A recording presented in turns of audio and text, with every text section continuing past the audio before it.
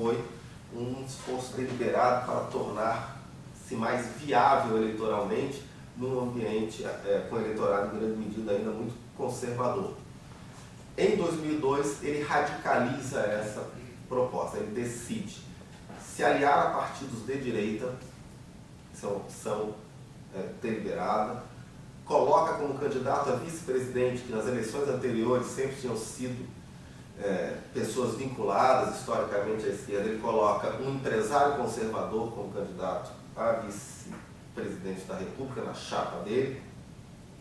Ele contrata o principal marqueteiro, o principal publicitário especializado em eleições do Brasil, Duda Mendonça, que era conhecido por aplicar a mesma fórmula a qualquer candidato. Então, o candidato do Nordeste do país, de um partido de esquerda, um candidato de direita do Sul do país, ele aplicava os mesmos programas, os mesmos slogans, porque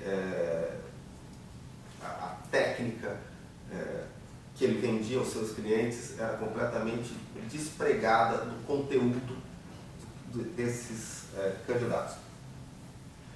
E Lula faz então uma campanha muito bem feita do ponto de vista do seu marketing, da sua propaganda, muito moderada. E uma coisa importante, nesse momento o Partido dos Trabalhadores e Lula, eles abrem mão de qualquer expectativa de que a campanha eleitoral seja um momento de educação política. Que nas eleições anteriores, de alguma maneira, existia a intenção de utilizar o espaço da campanha para apresentar uma agenda diferenciada, para apresentar enquadramentos diferenciados da realidade, para apresentar uma visão de mundo diferenciada que servisse então como educação política do eleitorado. A partir de 2002, existe um entendimento de que o processo eleitoral não serve para isso. Então, existe uma adoção sem questionamento da agenda que já está dada pelos meios de comunicação. Se a gente olha os programas eleitorais do PT nesse ano, ao contrário do que acontecia nas eleições anteriores, a pauta é a pauta que já estava dada, não existe a busca de uma pauta diferente, o enquadramento procura se colar nos enquadramentos dominantes desses problemas, que é uma maneira então de sempre remar a favor da correnteza para reduzir as arestas, reduzir as eventuais restrições ao discurso do PT. E nesse momento, se na eleição anterior a Rede Globo tinha eliminado a disputa eleitoral da sua programação e um pouco todos os meios de comunicação principais feitos da mesma maneira, nesse ano, pelo contrário, a Rede Globo anuncia que fará a maior cobertura da história. E, de fato, ocupa, se no outro ano tinham sido 10 minutos e 24 segundos de debate entre os candidatos no Jornal Nacional, nesse ano de 2002, somando o primeiro e o segundo turno, foram mais de 10 horas de debate entre os candidatos nos seus telejornais. Então é uma diferença realmente brutal. E a Rede Globo começa aí algo que ela mantém nas eleições seguintes, que é uma postura de imparcialidade ostensiva entre os candidatos mais importantes. Certo? Então, na eleição de 2002, foram 4 candidatos considerados como candidatos com algum tipo de viabilidade. Candidatos que no final chegaram acima dos 10% dos votos do primeiro turno. Esses candidatos, eles aparecem praticamente no mesmo número de eleições e pelo mesmo tempo. Se a gente conta as falas, as sonoras deles no telejornal, as diferenças são na casa de 2 segundos, se a gente soma durante todo o período de cobertura da eleição. Então existe uma visão determinada para a imparcialidade ostensiva nessa eleição. Os candidatos aparecem nos telejornais em rodízio. Se um é o primeiro a aparecer numa edição, será o segundo na outra, o terceiro na seguinte e assim por diante. Certo? Que é a tentativa de evitar críticas desse ponto de vista. Aliás, a emissora também parou de apresentar edições dos debates eleitorais, depois que aconteceu lá na eleição de 1989, noticiam que o debate aconteceu, mas não mais do que isso, certo? Mas na eleição de 2002, o que a gente pode perceber por parte da Rede Globo, por parte dos principais jornais, por parte das outras emissoras importantes de televisão, por parte das principais revistas semanais de informação, é uma busca de cobrar de todos os candidatos o apoio a um programa de política macroeconômica comum. Na verdade, a permanência da política macroeconômica em vigor, certo? Porque 2002 foi um momento de muita turbulência para a economia brasileira, as ondas da crise,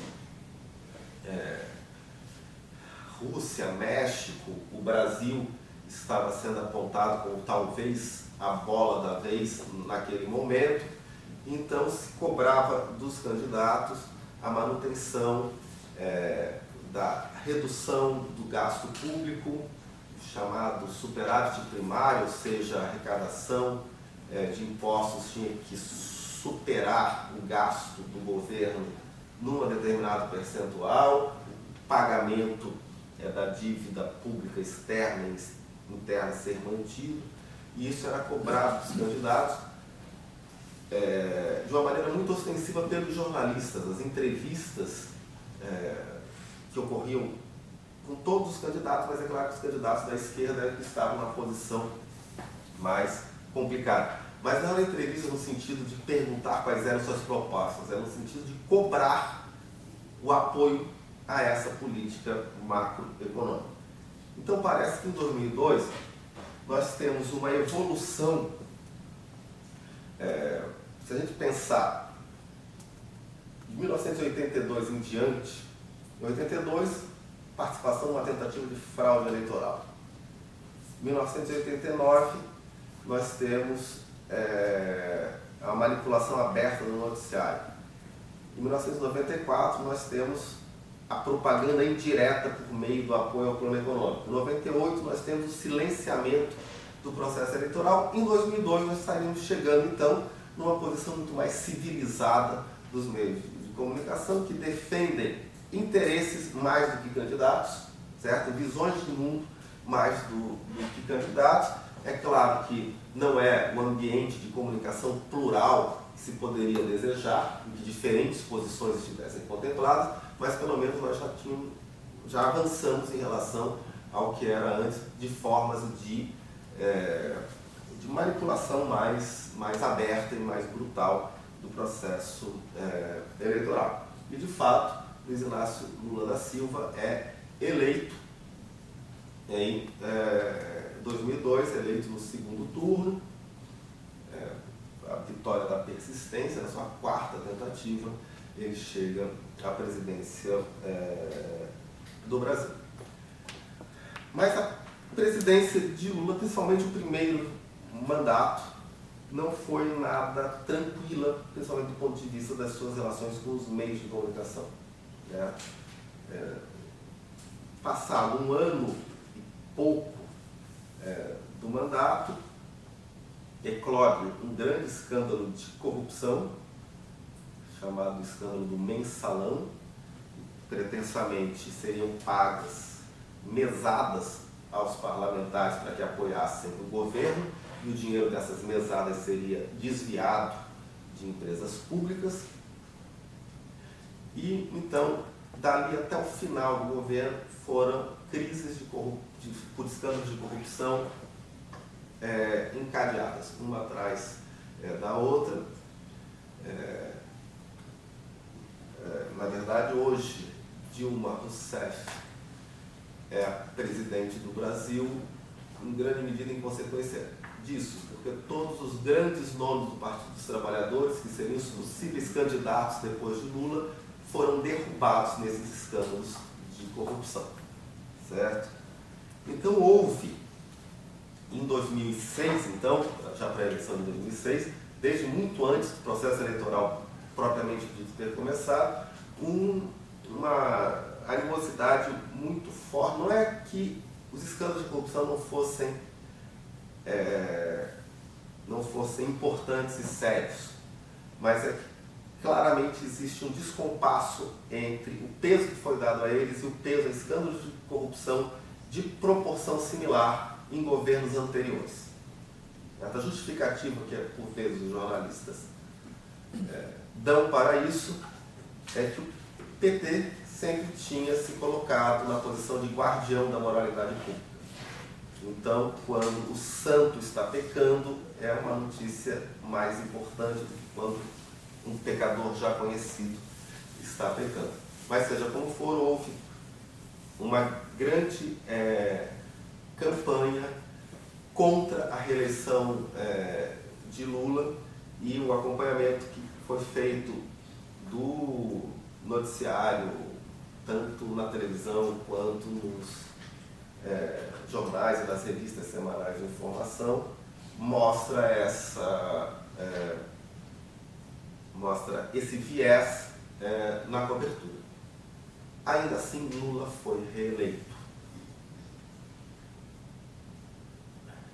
Ele foi reeleito, o segundo mandato foi, então, mais tranquilo que o primeiro, o que de alguma maneira mostra que o ímpeto pela denúncia do escândalo de corrupção estava orientado para o processo eleitoral, porque não é que a corrupção desapareceu do primeiro para o segundo mandato. E desde o começo do segundo mandato, então, ele identifica em Dilma Rousseff a candidata a sucedê-lo, por conta da sensibilidade que ele tinha de que ela poderia ocupar, então, o espaço do meio técnico, que seria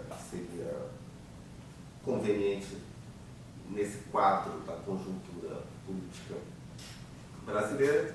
Mas em 2010, então, a eleição de Dilma, nós tivemos novamente uma clara preferência dos grandes meios de comunicação brasileiros pelo seu adversário, certo? Isso, a cobertura da imprensa, ela vai se focar em dois aspectos: o aparelhamento do Estado pelo Partido dos Trabalhadores. Então, a maior revista semanal de informação, a revista Veja, ela fez a imagem de um polvo, que seria o PT, e esse polvo com seus braços tomando conta do Estado brasileiro. E é um caso inédito. Ela publicou 2 edições com essa mesma imagem na capa. Certo? 2 edições diferentes, ela usou a mesma imagem para marcar bem o que ela estava tentando colocar. E o outro seria ainda, então, a corrupção no governo. Aparelhamento do Estado e corrupção foram os temas que tentaram ser colocados e que vão surgir concretamente no período eleitoral, primeiro num episódio que acabou conseguindo pouca repercussão na opinião pública, que seria a quebra ilegal do sigilo bancário da filha do candidato opositor, certo? Então o PT teria sido responsável por obter dados bancários, embora a versão oposta, de que na verdade os responsáveis teriam sido do próprio partido do candidato, seus opositores internos, quando ele estava disputando a indicação para a presidência, ela tem assumido, mas isso talvez porque seja muito intrincado e talvez porque a quebra do sigilo bancário não pareça ser um delito assim tão grave a ponto de comover o eleitorado, mas depois houve um escândalo de corrupção, na Casa Civil, que era exatamente o ministério que Dilma Rousseff ocupava. Sua assessora foi envolvida num escândalo de beneficiamento de determinadas empresas na distribuição de verbas. Então, havia tráfico de influência na Casa Civil, isso de fato teve mais repercussão, isso foi amplamente utilizado. Então nós temos novamente, se a gente acompanhar, medir o noticiário, nós temos um equilíbrio ostensivo entre os candidatos, certo? Então, no primeiro turno, nas 12 semanas antes da eleição do primeiro turno, no Jornal Nacional, Dilma Rousseff aparece falando 30 minutos e 12 segundos, e José Serra, seu adversário, 30 minutos e 49 segundos. Então, realmente é cronometrado, as diferenças ficam nos segundos. No segundo turno, Dilma Rousseff, 25 minutos e 51 segundos, José Serra, 25 minutos e 16 segundos. Então, há essa busca ostensiva pela imparcialidade entre os candidatos, mas o noticiário, ele claramente, no seu conjunto, ele é enviesado em favor de uma agenda contrária à candidatura de Dilma Rousseff. O caso mais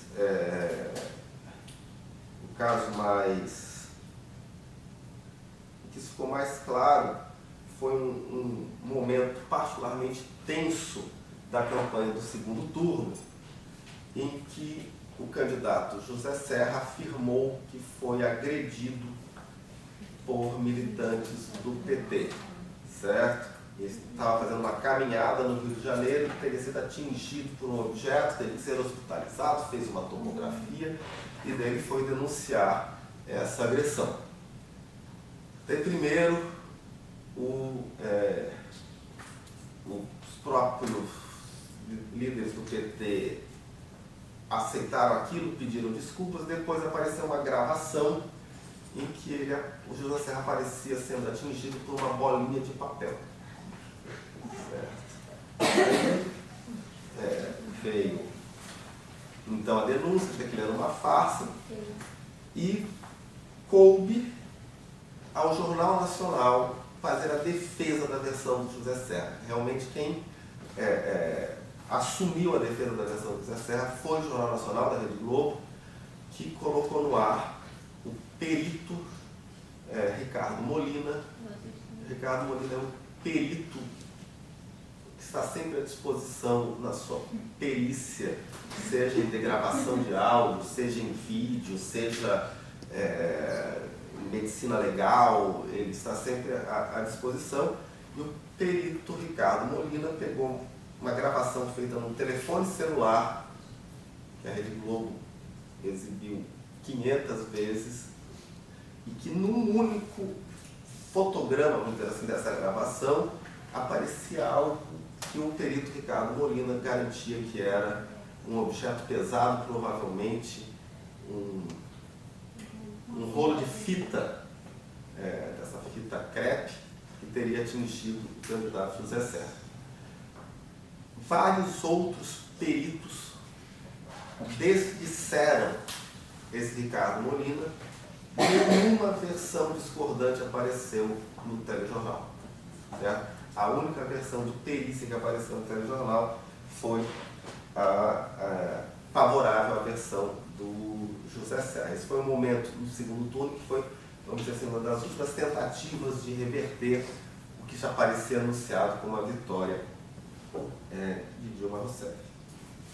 Então, o que é importante observar é que em 2006 e em 2010, com toda clareza, os meios de comunicação brasileiros foram derrotados nas suas apostas eleitorais. Certo?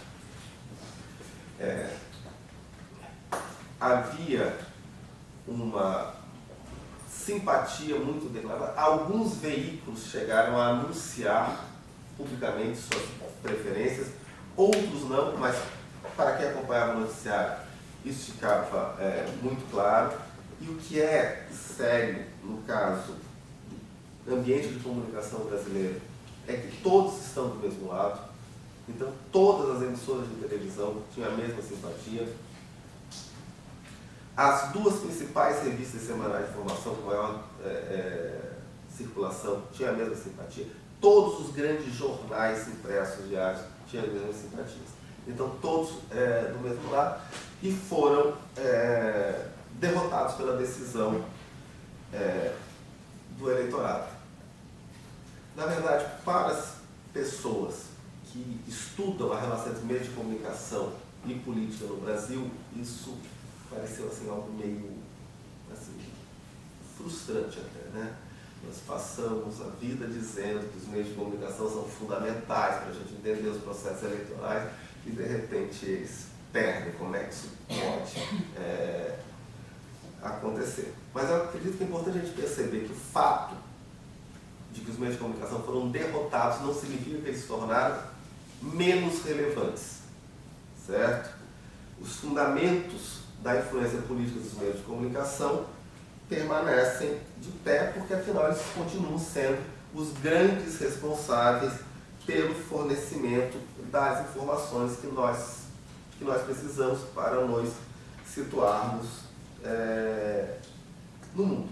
No entanto, graças à mobilização de bases sociais, graças à utilização de circuitos alternativos de comunicação, tanto aqueles que são em geral lembrados, possibilitados pelas novas tecnologias, mas também, no caso do Brasil, muito claramente, formas de mobilização com imprensa local, imprensa sindical, etc. No caso, o governo Lula fez um esforço nos seus 8 anos de mandato muito importante de fortalecimento da mídia local. Então, inclusive, um aporte de verba pública para permitir que essa mídia tanto se profissionalizasse quanto ficasse menos dependente dos grandes órgãos. Então, existe todo mecanismos que permitem um esforço de reapropriação de significados que circulam na esfera pública, mas que são, evidentemente, tem como principais emissores esses grandes meios. Mas essas estratégias, é isso que é importante perceber, elas não são fadadas ao fracasso, tanto é que eventualmente elas se mostraram vitoriosas, mas elas são estratégias então de adequação ao ambiente informacional em que os grandes conglomerados ainda são o principal jogador, certo? Então, o que a gente viu em 2006 e 2010 foi foram essas estratégias, certo? De adaptação de um lado e resistências localizadas a fim de reacomodar os sentidos daquilo que estava sendo dito. O que, então, só para concluir, eu falei aqui que o governo Lula fez um esforço de fortalecimento dos meios locais. Foi isso que o governo Lula conseguiu fazer em termos de mudança no cenário dos meios de comunicação no Brasil. Porque todas as outras iniciativas em favor da democratização dos meios de comunicação foram eliminadas na raiz pela oposição dos próprios meios. Então, todas as tentativas de democratizar, de aumentar a pluralidade dos meios, elas eram ressignificadas como tentativas de censurar a mídia e foram bloqueadas. Então, houve uma tentativa de produção do Conselho Nacional de Jornalismo, que seria um conselho dos próprios jornalistas para garantir a ética profissional, e isso foi bloqueado, foi apresentado como uma tentativa de censurar o trabalho jornalístico e assim por diante. Então continua, quer dizer, se os meios não são capazes de impor resultado eleitoral, mas pelo menos mostraram muita força para impedir qualquer tipo de medida que restringisse peso que eles têm na política brasileira.